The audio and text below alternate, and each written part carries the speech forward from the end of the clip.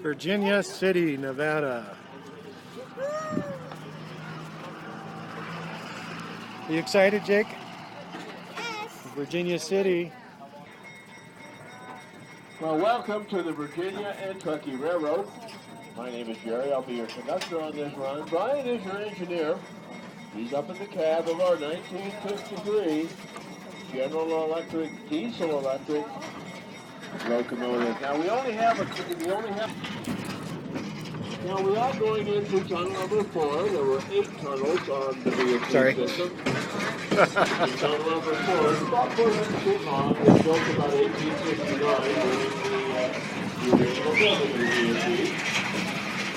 So you have to imagine many thousands of these utilities.